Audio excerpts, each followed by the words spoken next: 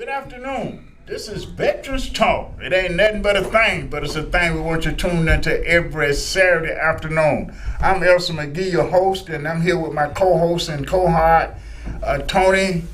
Tony been cruising. He been all around the Caribbean, so we'll get a minute, Tony. So tell us what you've been doing, brother. Yeah, I've been relatively busy. I volunteer with several other organizations, and one of the organizations had a conference in Puerto Rico, so I was down there for 7 days, and then after that, I took the cruise, a nice 8-day cruise. I had some challenges on the cruise, and most of the challenges was created by me. But one of the things I found out about is genuinely how nice people are and how helpful people are. Now, I'm going to share this with you. I'm not proud of it, but every cruise I'd gone on before this went out of Fort Lauderdale. And so one of the things you should learn to do is read the fine print. On the fine print, it said that the cruise ship was definitely leaving out of Orlando. I flew to Fort Lauderdale. On the way to Fort Lauderdale, I had to check to make sure, because one of the things, well, let me just back up to the true beginning. When I got out of the Uber at Atlanta Airport to go and catch the flight, I left my phone in the Uber. Guess where all the information about the cruise was? In your phone. On the phone. So I got there. Well, the interesting thing is, once I got out of the Uber, I was standing there making sure I had everything. And when I hit my pockets, I realized I didn't have my Uber. And I said, I left my phone in the Uber. There was a young lady walking by, and she said, "What's your number? I'll call them." Without even prompting her, she called the number. Of course, the Uber driver is in Atlanta airport traffic, and so she couldn't stop. But she could hear the phone ringing, apparently, in the back seat of the Uber. Anyway, I waited around. I went ahead and checked in, walked back out to the front just to see if she heard the phone and realized it and would come back. Well, after about 15 minutes of waiting, I realized I got a flight to catch. And at Atlanta Airport, you truly have to be there 2 hours before your flight leaves, because the lines were that long. So went through, checked in, went through security. Everything went well, except by the time I got to my gate, the flight was gone. I went like, oh man. Well, to make a really long story short, everybody was extremely helpful in helping me get in contact with the cruise, getting in contact with the cruise, reconnecting with everybody. And so I'm really, really excited, and I am really impressed at the fact that in America, a lot of people are very, very kind and very, very helpful. And they were extremely helpful in helping me navigate my lost phone, my flying into the wrong airport, and then, yes, flying into the wrong airport, but reconnecting with the cruise line. Now, once I got to the wrong airport and to the wrong hotel, I contacted the cruise people, and they said, there is no cruise out of Fort Lauderdale. Your cruise is leaving out of Orlando. And I went, what? And so they said, don't worry about it. We got you covered. He said, hold on. I waited about 2 to 3 minutes on the phone. He came back on. He said, this is what you need to do. We're in Orlando. Go back to the Fort Lauderdale airport. There's a shuttle that leaves and goes to Orlando. Take that shuttle to Orlando and come to the hotel. The shuttle will leave at 12:45 at night, but it'll get you here by 4 o'clock, which is in plenty of time to catch the cruise. And that's what happened, you know. So I got there, and everything was just fell in order. But the one thing, like I said, I was impressed at how genuinely kind most people are in helping you when you're in a stressful situation or you're having a challenge. Because all I did at the airport in Washington, D.C., because I flew from Atlanta to Washington, D.C. to Fort Lauderdale, I just asked the lady, I said, this is my situation. I explained it to her. She said, no problem. She went online, looked up the cruise, called the number, and got me in contact with the people. Yeah. So it was just very, very helpful and very rewarding, and it made me feel good to be with people who are really to help you. Yeah. And so beyond that, everything went well. How I got my phone back? The Uber driver. After she dropped me off, she carried the phone to my house and put it on my porch.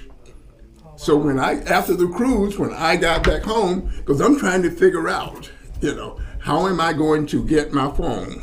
Because I got back on a Sunday. On Monday, I was leaving to go to Savannah for a retreat for the board members at Positive Impact Healthcare. And I'm going like, how am I going to do this? And so I'm walking up to my house and look, and there's my phone on my porch. Wow. So I carried it in, plugged it in, because all of the information about the retreat was on the phone. Wow. Wow. But it all worked out. That's awesome. Yeah. That's awesome. Yeah. Oh, so, hello. It was. Rev wanted to take a day off today. Put me on the spot per usual.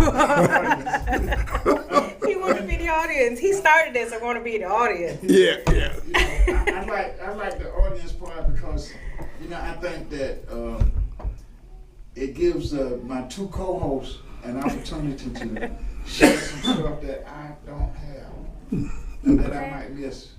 So I'm just delighted to be a part of the audience and see both of you guys back. And I have some. I don't know if the people can hear you. If you want to grab the mic. Oh yeah.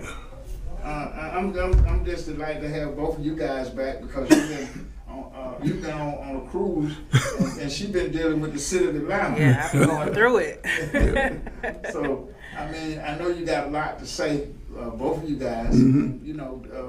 What I really wanted today, it was an opportunity for Trish to tell us a little bit more about her package. I just forgot to just bring the package here, just rushing going on. But my organization is Veterans of Virtue. And my battle buddy and I started this after our deployment from Baghdad. And when we returned home, we both realized that we had some issues and we were not the same. And this made us go down a journey of self-awareness, finding holistic ways to heal of our triggers, our traumas that we had, things that were really triggering us. Even me now to this day, I'm triggered by seeing parked cars on the highway. I'm very much triggered by that, just from experience of vehicle-borne IEDs, and having a relative that passed from a vehicle-borne IED, and she was the first woman from Connecticut to die. And the street that we grew up on, they renamed it after her, and we joined together. And a year later after she passed, I was in the same base, same Camp Liberty, where she passed. And it that itself was triggering. And so it really is the grace of God that I even, I'm here today, because it could have been me, right, out of the both of us. And just the experience there, coming back home and trying to adjust back home to civilian life was a challenge in itself, not even just including the experience that we had, literally living every day like it's your last. Well, it is not normal for the human mental capacity to go through that. And so, and even not even if you've been in the military, just any trauma that you have had, it's just not normal for our human psyche to endure that type of thing. So it's very normal for it to change you in some kind of way, whether you think so or not. But we did realize that it did change us. And we did have some triggers, and we did have some things that needed addressing. And we both experienced, being prescribed medication for depression and all these other, things. And really and truly, I just being transparent, some of those medications made my hair fall out, made me gain weight, made me break out, and it caused a whole other issues that I didn't have previously. So that made us go on a journey of finding healthy, holistic ways of dealing with our issues. It is possible. They try to call it, alternatives, different healing modalities. They try to find different ways to put it. But in our experience, it has been more effective than a lot of the Western medicine that is being pushed. And something as easy as essential oils, having a headache, being stressed out, and just having lavender oil and inhaling that is aromatherapy. That is scientifically proven to lower your stress. And journal. I mean, there's so many ways: journaling, art, even medicine. There's natural medicine that is included. I'm so sorry I didn't bring it. And I will bring it next week. We have different packets that have natural stress-reducing vitamins that has been proven to work. And even if it just takes you, 2 minutes to just calm down, get in a right frame of mind. Sometimes we just trip out and we're triggered by, our experiences. One little thing can trigger us into something and we just spiral into darkness. Yeah. And it really happens. And this is why we're losing 22 veterans a day. Yeah. Because once you spiral, it's hard to come back out of that. And so what we are promoting is natural ways to combat your stress, natural ways to deal with your triggers, your traumas, talking to someone. We have life coaches, we have herbalists, we have just a team of people who are aware of our traumas and know how to deal with it. And that's included with our packets that we have with the natural vitamins, the roller, the essential oils, the books, the journals. I mean, it's just a plethora of things that can be used to reduce stress, minimize, negative thoughts, mind management, which is very important, and is not talked about, is managing the thoughts that you have in your mind. Because a lot of times we entertain the negative thought, and that is what causes the spiral. A lot of times we have moral injury because we, in our military journey, we've had to do things that went against our own moral codes. Right. Yeah. And that causes a lot of guilt, and that causes a lot of stress and trauma too. So there's a lot of factors that do cause us to be in the demographic of where we are with suicide, with mental health, with depression. And another thing that's not really being addressed is physically, your physical health. It sounds like such a cliche, you are what you eat, but that's very much literal. It's very much literal. And I have to testify because I have healed myself of obesity, of depression, of thyroid, hypothyroid, cyst on my ovaries, just a slew of issues. Yeah. And some of it probably was caused by the shots that I got from the military in our deployments, the things that I was eating, the lifestyle that I had. But that wasn't a healthy lifestyle at all. And changing my lifestyle, changing my eating habits, changing what I eat played a major, major role on my emotions, my health, and my overall wellness. And that's another thing we want to push too is physical health and wellness, eating natural, organic food. And a lot of these foods now are processed, heavily processed. It has a lot of chemicals that our body does not know how to process, and a lot of preservatives. If it's going to stay in your shelf for 12 years, it's going to stay in your gut for 12 years, and because of all the preservatives and chemicals that are in there. And it has negative effects on our body. Our body is not designed to break down a lot of the things that were chemically made in a lab. And so we want to promote physical health, emotional health, mental health. It is possible. My battle buddy, and just so many other testimonies of healing ourselves of the traumas, the triggers, the physical ailments that we have just by changing our lifestyle. And that is what VOV is about. So Veterans of Virtue, vetsofvirtue.com. You can go on there and read about what we do. We update, the workshops that we have with life coaches, with specialists, with professionals.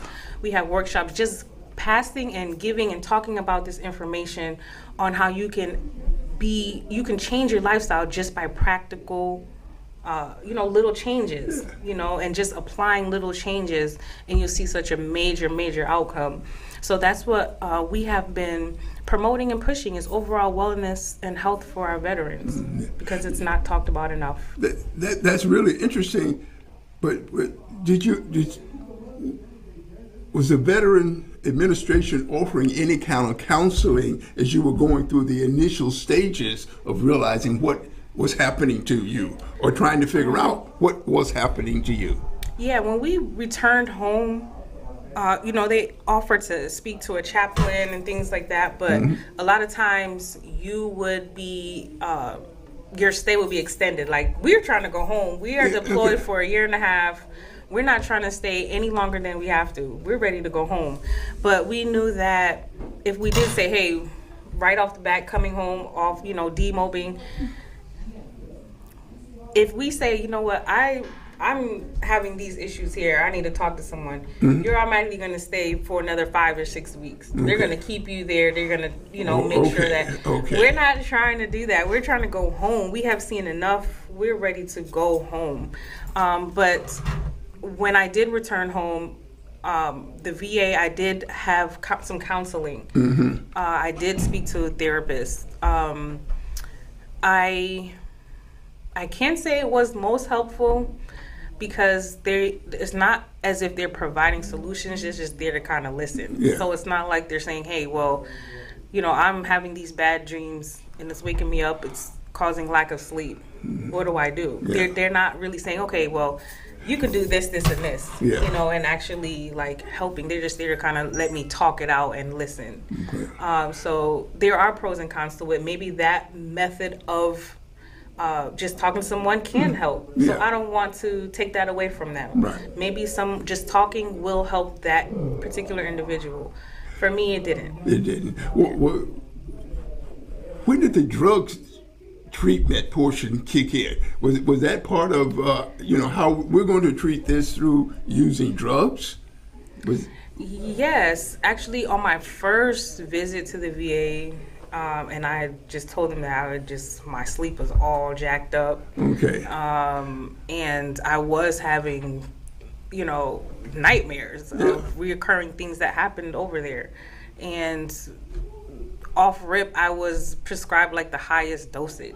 Oh, off okay. Rip. And that is another thing too, with a lot of the that our vets are experiencing. It's like it's not a slow transition up. It's going from 0 to 100. Yeah. And anybody's body is going to be affected by that.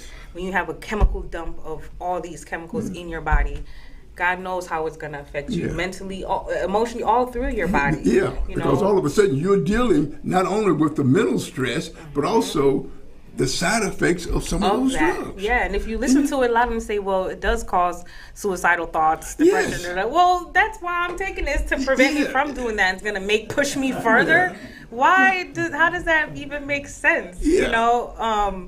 It doesn't make sense. No, it doesn't. And there are alternatives. I have to keep letting us veterans know there are alternatives to the Western medicine that is being pushed. It does have its place. Yes, it does. Yeah.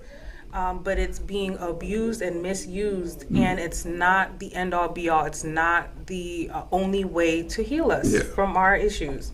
But unfortunately, a lot of times, that is the easiest way for a large organizations like the VA to deal with, particularly the numbers of cases that they were dealing with.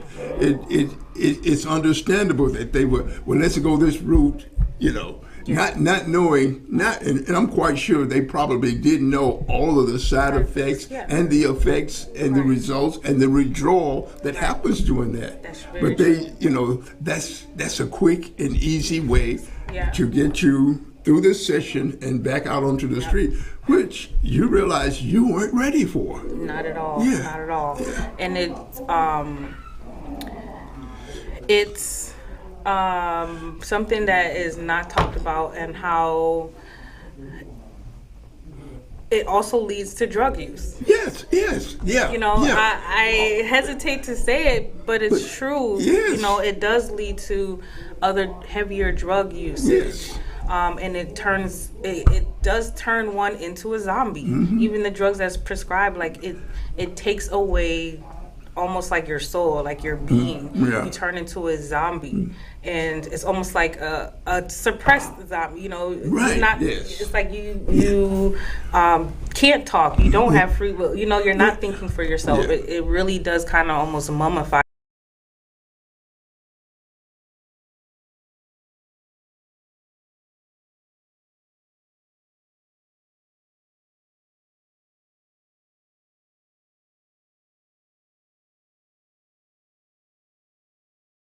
Legal that will change the way I feel. Yeah. And so Yeah. now that's a dangerous mixture Yes. for someone who's trying to recover. Yes, Because- and alcohol too, you know, Yeah. and admittedly, at one point I did drink a lot because it numbed me. Yes. It numbed my pain. It numbed my emotional pain. It numbed the mental pain. It just numbed me, Yeah. you know, and I wanted to stay in that state of numbness. But it really took me having to deal with it, lean into it, heal from it so that I'm going to be healed so that I'm just, you know, that's my way of numbness. But I completely understand people that do go to the drugs and do go to the alcohol because it does numb you. So the question is, how do we heal ourselves so that we don't have to turn to those alternative drugs that are, you know, it's making us worse. Even the drugs that are prescribed are making us worse. Yeah. So what are the alternatives? And this is why VOV was born. You know, it goes back to it. This is why, because we understand what's going on. We've been there, we've done that, and we understand that there are other ways to heal us and our traumas and triggers. Yeah. The interesting part about that is you recognize that these are professionals that are supposed to be treating you. You're right. Aren't they willing to acknowledge the fact that they are aware of the possibilities of codependence from the drugs they're prescribing, plus the availability of legal drugs out Right, there. and it's on the package that Yes. it can cause, you know, Right. dependency, you know, on it. So the fact that a lot of us are prescribed 0 to 100 million milligrams, you know, that is a way to create codependency and to lead to other drugs, because now your body's getting this dump of chemicals, dopamine, all this other stuff, and you're going to chase that high. You're going to chase that numbness, and you're going to find other drugs to do that.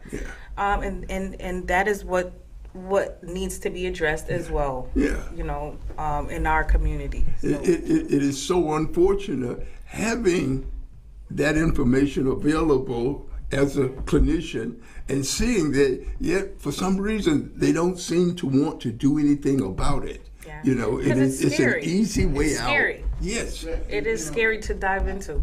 I Yes. just want to interject this. Is your mic on? Hello. Yeah. VA is driven by pharmaceuticals. You know, we just got to face that reality. That VA treatment is driven by pharmaceuticals. Right. What I have, since I tried your package, I've wanted to have your group decide to talk with the DOD, because I think it would be a good package to give to people that are being discharged. That are Right. being discharged, coming back into the community, that it would be a non-drug way of them dealing with this transition, the transitional script. Yeah. He doesn't want to sit up here. He wants to be in the audience. Can you hear? Yeah. So, you know, well, because I took it. Yeah. And I had transitional problems coming out of Vietnam because I was wounded in combat. So I had these transitional issues. I know if I had had that package, or my mom had had that, let me put it like that. She was the one that saw the issue. You know, right off bat, your family see the difference between what left home and what's coming back home. Mm-hmm. If they had the tools, and I think that's one tool that could be interjected into the transitional process. As far as I'm concerned, that would give the individual something that they could deal with when they start feeling these issues, these triggers. And you know, even though I didn't want to tell my mom I'm having a problem, I'm a paratrooper. Yeah, I'm a tough guy, so you know, we're not willing to open up, you know, but we know that something is different when we're coming home. If we could get that package, that tool, that just one little kit in a transitional mode for people that's coming in, especially when your exit exam, yeah, your exit exam say so. You know, I mean, I can say this because I look at exit exams every time I do a client. You know, to see, I look at the entry exam and the exit exam. And in a lot of cases, the exit exam says something that not being communicated to the releasee. You know, I had to go back and look at my own exit exam. And there was some stuff on there that I didn't know. They done showed that I had some mental issues after being wounded. But they didn't tell me. They didn't have anything to give me to help me deal with the issues. And I'm saying that I would love to be a part of helping you get that to deal with it. yeah. Because I personally experienced it. And it made a big difference in my triggers. How I handle my triggers. It gave me a calmer persona. And I think this was needed when you... Yeah, we're currently working on that right now. My business partner is in Washington, D.C., and I'm in talks here with Atlanta VA, and they have a program where they're working with grassroots organizations to push whatever that organization is doing. And so we are working or beginning to work with the VA in Washington, D.C. and here in Atlanta to do that, to push that. And another thing that I wanted to mention too is that in my everyday life, I work with women who are returning home from prison. And I created a program that is designed to reduce recidivism. So I created a program with financial literacy, digital literacy, mental health, emotional health, and everything in between. But I do see a lot of parallels with people coming home from prison and people coming home from the military and active duty. There are a lot of parallels there when it comes to transitioning home, and that includes financial literacy, job readiness, mental health, behavioral health, you know, and knowing your surroundings, knowing yourself, knowing how you're responding in certain environments. And it just takes an awareness and offering practical solutions. Yeah. You know, we don't want to just talk about the problem. We want to offer solutions. Okay, if this doesn't help, try all these other 10 remedies right here, you know, and we're not saying that VOV is end all be all. We're just saying we're another source here for your help. But look, you have all these resources. If this doesn't work, apply this one. If that doesn't work, apply that one until you are where you want to be, until you are your highest and best self, until you're thriving on the level that you want to be on. And so it comes in so many ways, you know, even with financial literacy. I had to teach myself. I joined the military at 16, so I was dependent on the military for a long time. They kind of raised me, you know, and getting off that, I had to learn financial literacy, how to become dependent on my own, how to manage money, how to manage myself, how to manage, you know, household things, you know, how to, you know, manage my thoughts, manage my mental capacity. And these are the things that are not addressed and talked about when it comes to making sure that once a citizen is returning home, whether from prison, whether from active duty, that they have all the tools to make sure that they don't go back. Yeah. The challenge I see with that even the prison ministry or the military, is expedience. They want to get you out of the military. This is the situation we're dealing with, and you have spent your allotted time in the military. Now it's time for you to transition. So we're going to get you to the point to where you can transition back. And unfortunately, that's the sad part about it, because you're forcing people either from the military or from the prison system back into a public that they aren't ready to handle. Right. The sad part is that, particularly the military, they do an exceptional job of transitioning you from citizenship to the military. They give you all of the training, all the steps. They're watching your growth as you transition this period. However, leaving, it is just the opposite. It's that, we created this, and now we don't need it anymore, and so we're going to give it back to the public instead of treating it as it leaves the way you treated it when you brought it in. Right. We were all strategically taught how to live with other people, one-on-one in close situations, how to react in so many different situations that, I have to give it to the military. They were exceptional at training people for the military and for war, and even for terrorism. Yeah. However, once you've done your time and you're no longer of value to them, now they're going to say, okay, we got what we want out of this. Now we're going to give you back to the public. And the public's not ready, and you're not ready for the public. There's no way you're going to be able to transition from that military lifestyle where 4 or even 20 years, you spent in this chain of command, instructions, living, all of that, back into a civil community that doesn't know anything about how you were trained, how you were treated, and now you're dealing with this. And so you're dealing with your trauma. Add to that the availability of numbing drugs, provided by them and the illegal ones.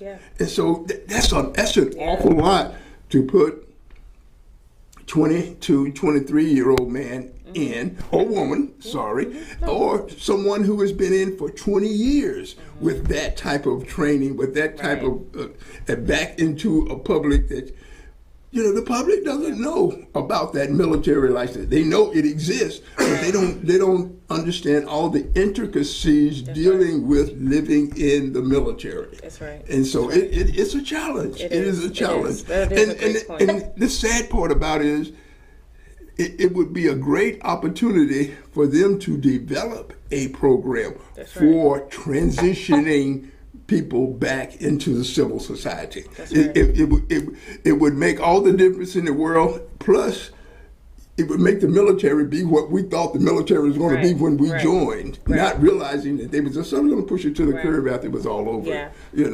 That's a great point. We got exceptional training to prepare them for what they wanted us to be. Right.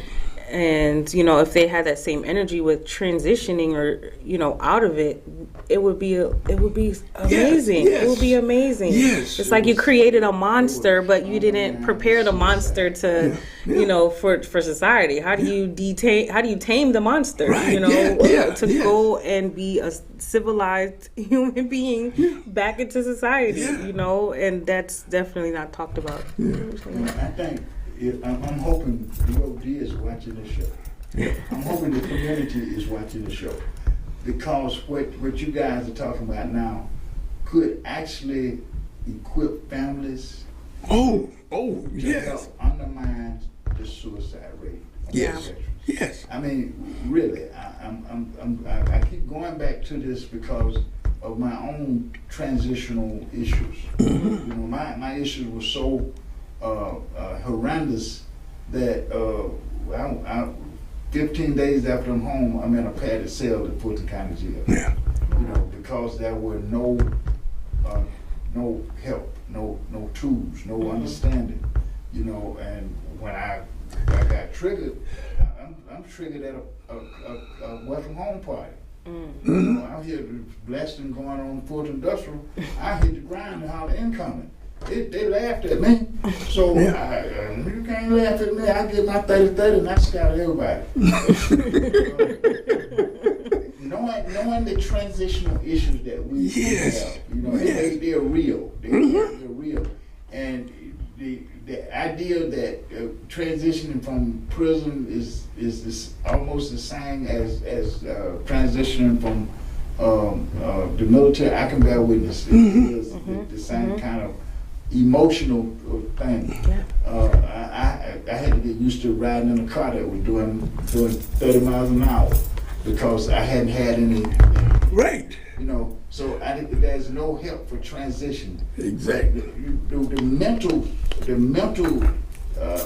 part of that is so critical with recidivism and with suicides. Yes. You know, if we could get this information to what you talk about and the product, the service, into our community, into the homes of people that's welcoming their loved ones back out of the military and prison, I think you will see a radical difference. I agree. In I agree. what we're looking at. I agree. So I'm really appreciating being in the audience. I'm getting a chance to look at the show in a different way. You know, we want it to be informational. We want it to be helpful. What you guys are doing now is absolutely based in terms of undermining the suicides and recidivism. Yeah. You know, because recidivism is a part of a mental perspective. Right. You know, you coming back into a community that you've been separated from. You got some mental issues, or you wouldn't be coming back into the community in the first place. You went to prison, you done did some stuff that, you know, only a person with mental problems would do. Right. We need the information that you guys are giving today in every discharge package. Yes. Every discharge package. And I'm gonna make a commitment. I'm gonna work to help see that done. Yeah. Because I know personally what I took my family through and what I took my community through. You know, I mean, the way I had a guy say, well, you don't look like you've been through all of that. Well, I'm glad I don't look like thank that. God Really? for Yes. that. Yes. Because I'd be a rough looking thing. Right. Yeah. But, you know, it's something that we set up to do, Tony, and Keisha, you know we set up to make this information. And I think this is the best show we had in a while. Yeah. Because it addresses some critical problems that nobody is working on. Exactly. Yes. Yeah. We need to get to this. This is, and I'm going to tell you something. It will deal with the violence that, see, a lot of people don't realize that we create violence through mental illnesses that's unaddressed. You know, that's really unaddressed. And the way it's running rampant in our community today, you know, there's no response to it on the level that you guys are talking about today. So the children that's being around us are being affected. You know? Exactly. We're creating a problem Yes. that we got the solutions to right here. Yeah. Yeah. So I just want to salute you guys. Yeah. Well, thank you. Because this is something that we got to get out. Yes. You know, something got to happen because it will undermine some serious problems that we are having in our community. Yeah. Yes. Yeah. And that's what it's about. It's about breaking the cycle of trauma. Somebody has to be the one to dismantle the cycle that we have been perpetuating for a long time and just dealing with it. Yes. Because we deal with it. That's what we as melanated people do, is we gonna deal with it. Yeah. Like Yes. we can go through hell. We gonna sing our way, dance our way, and joke our way through any kind of trauma that we're going through. That's how we deal with. That's how we deal with our trauma. And that was part of our training. That was part of it. When those situations come up, you learn to deal with it. Yeah. Then you Suck rely it up back and deal on with all it. of the Yep. training that you've had so that you know how to deal with that situation. Yeah. And you deal with it. That's right. And to do that for 10, 20, 30 years in the military, and then you come out Yeah. And all of a sudden now you don't have to deal with the stuff that you've been dealing with the same way you dealt with it in the military. Yeah, You know? it's gonna fester. Yes. It's gonna turn into something that probably shouldn't be turned into. You know, and just the suppression of it, the suppression of our emotions, the suppression of our feelings, the things that we're going through, the mental strain that we're going through. The suppression of that is detrimental to us. It is very much, in the literal sense, killing us. And so there has to be another way that we deal with that, and it has to come from somebody collectively or us breaking the cycle of deal with it. Right. Yeah. I don't want to suppress it. I am going to deal with it, but I'm going to deal with it differently this time. I'm going to break that cycle. I'm going to change that paradigm. I'm going to change how I do things, how I think about things. I'm going to seek out other alternatives to healing. Somebody has to be the one to do and say, hey, this worked for me. I'm see if it works for you. And that's what we're doing. Like, see if it works for you. If it's not, hey, look, I know someone else that can help. I know this, I know this. There's so many, options out there, and we know what the problem is, and now it's time to provide solutions to those problems and activate it and do it. It's all about the application of it too. Like, knowledge is power, really, but it's the application of that knowledge that'll really change everything. We have to just do it, and once we get to that, I think we'll see a huge, tremendous collective change, huge collective healing, and that will quite naturally change to the generation and the children after us too, But we are subjecting them to violence. We're subjecting them to a trauma version of ourselves, a trauma culture, a violent culture, a death culture. We are subjecting them to that, and that's where they're going to continue. But it has to be a shift in that type of paradigm, that behavior, that thought process, and for us to see anything, it just has to. Is right now, I'm having problems with VA in that. When I tell them about my condition and things that's bothering me, first thing they want to do is give me drugs. Exactly. And I've told them when I first went in there, I don't take no drugs, I don't take no x-rays. Is there a way that I can enter your program through them? Through the VA, I don't think you would need to go through the VA, so to speak, to get our services. But what we can do is just exchange numbers now, and when we have, those workshops, or the people that I know, the resource that I have, lend them to you and give them to you and see how it helps you, and really that's what it's about. No, it's workshops that we have as our company. We have these workshops. We get these professionals in certain fields with physical, mental, emotional, spiritual health. We find these professionals and we have workshops to help you with that, where you can ask those questions, because we're not professional in that. We've experienced it, so I guess in a sense we have our own professionalism because we've experienced and gone through it. But roll off what Tracy has raised, because I'm a claim guy. I file claims, and the claim process is really biased against us. And the biggest bias is because of the way they do notes, medicals.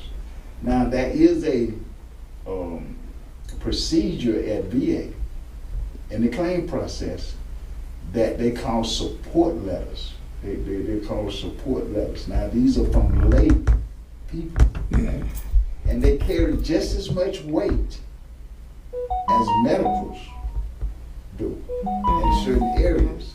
And in the mental health industry, it carries a lot, because what happens, you're only with your doctors, your exams an hour or less. You live with people, or you're in groups with people. So if your group could actually do a behavioral report a behavior report that would be supportive of a claim. Okay. You know, that actually talk about the treatment, the therapeutic treatment, and the holistic stuff that's involved with that. It would carry just as much weight, Okay. you know, as a medical. Right. Okay. Because it would augment the medicals that they have at VA. Right. So I'm really really glad that Trey asked that question, because right now I'm trying to find ways to augment those medicals that we get from VA, because they are always insufficient to actually rate the condition of African Americans. Yeah.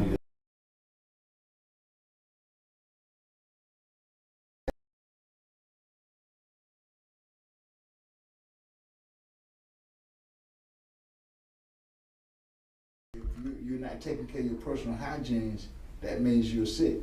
And my culture, if my sister saw me ain't shaved, they're gonna go buy me a razor and some stuff to shave. They're gonna tell me, you ain't gonna do that. See, so it is a culture thing.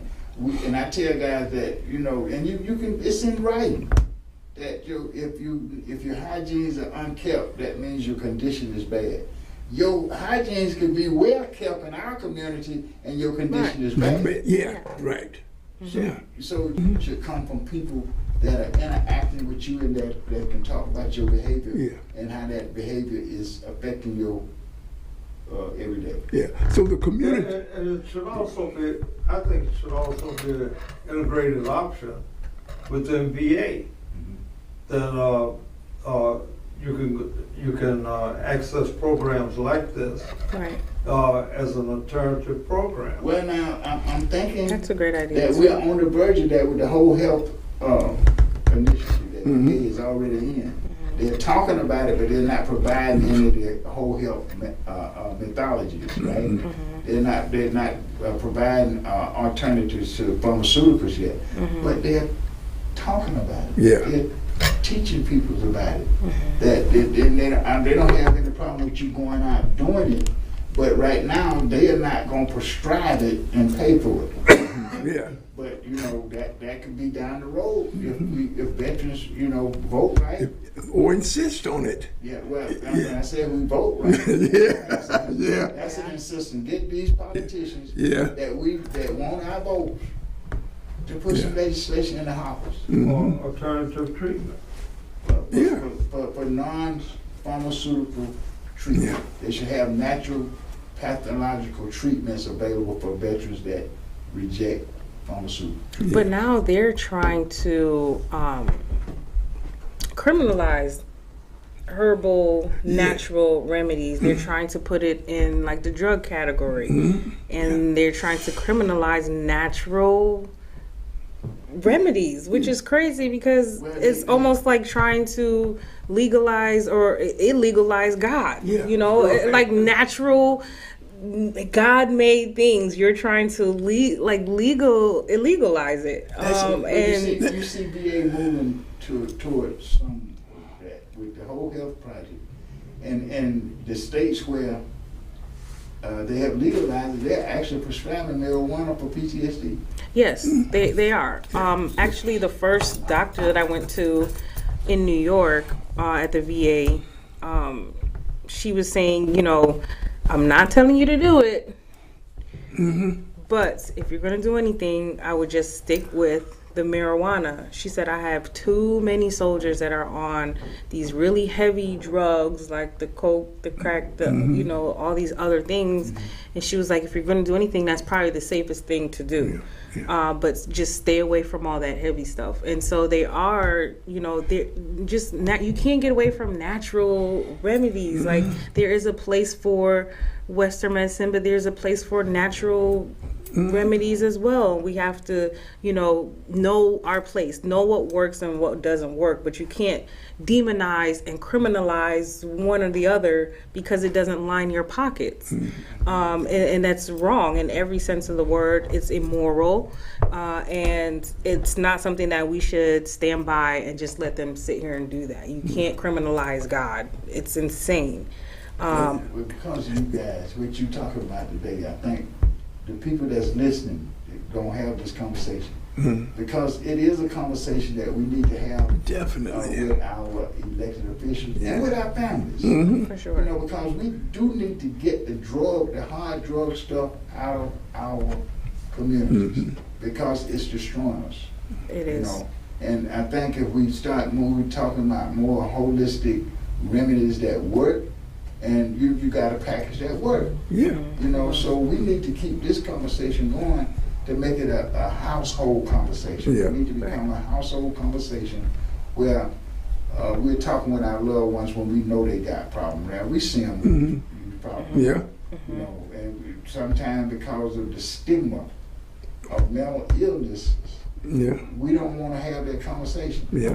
But we need to have it. Yeah. We got to start having this conversation because otherwise the pharmaceuticals now, and you can check the medicine, they would tell you that mental health drugs cause tardive dyskinesia.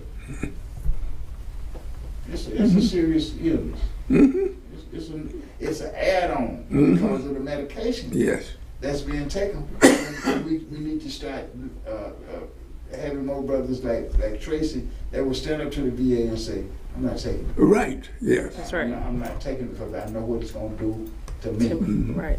And the VA should be big enough to provide an alternative. Yeah.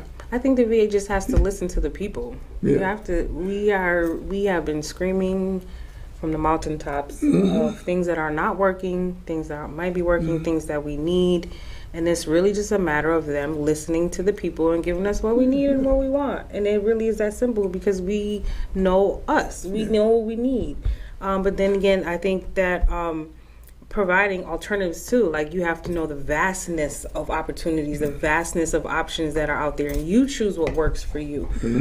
But we are so narrow-minded in our selection that we are forced to just do this one path. It's not working, so what do? We're stuck, literally stuck in this one lane that is detrimental to us. And so, you know, with problems, I always like to offer solutions.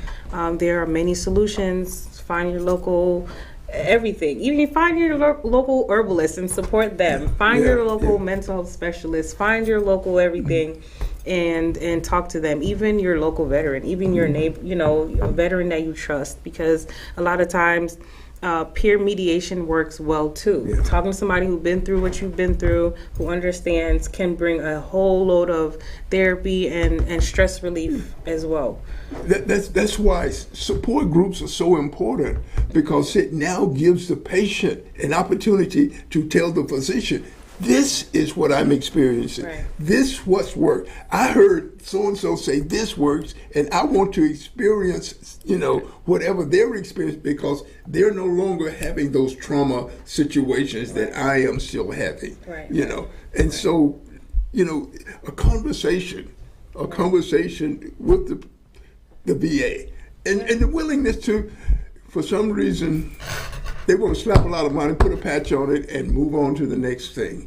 And that's not going to solve the problem. It's going to leave that patient out there on his own with that solution that's only going to last for so long, until that drug wears off, and then he's back where he was before, as opposed to being someone like Tracy said, I'm not taking that. That doesn't work for me. Now it forces them to let's look at an alternative. But unfortunately, I don't think they're willing to be big enough to consider alternatives, because that's something in addition to what they really don't want to do. And a lot of times the alternative is cheaper than what they're doing. Exactly. Very much more affordable and cost efficient too. And I think you got, in some cases, you have to build the conversation to the point that it become politics. We're doing something in Atlanta that I'm really, Fulton County, that I'm really proud of with the Sons of Atlanta. It's given us a platform. Now we actually went into first part last last month to have an event. Talking with the mayor, she gave us 2 days in her community center that she gonna promote to the veterans in her community. I hate to interrupt you, but we're approaching the end of our time. Yes. This is an awesome topic, and I think it's something that we need to continue at one of our next Veterans Talks. Yes. So we want to invite everybody to join us from 4 to 5 o'clock every Saturday here on Lyve TV, because we've got something to say, as you've seen today, and you want to hear what we got to say. That's right. See you next week. This is Vet Talk.